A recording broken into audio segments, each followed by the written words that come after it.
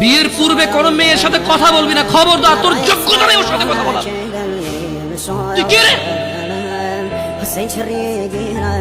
বামন হয়ে চাঁদের দিকে হাত বাড়াবি না। আমার বোনরা চাঁদ। ওয়াল্লাহি যেদিন ইসলামী শাসন আসবে, যেদিন ইমাম মেহেদী আসবে, যেদিন ঈসা আলাইহিস সালাম আবার আসবে, ওনার বন্ধের উপর যারা হাত দেবে উনি হাত কেটে ফেলবে। বামন হয়ে চাঁদের দিকে হাত বাড়াবি।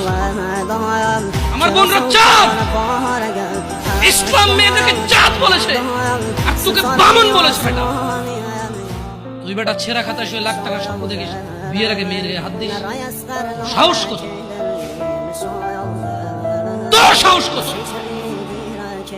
তুই জানিস না মুহাম্মদ সাল্লাল্লাহু আলাইহি সাল্লাম বলছে নেক স্ত্রী দুনিয়াতে যা আছে ওর চেয়ে বেশি উত্তম।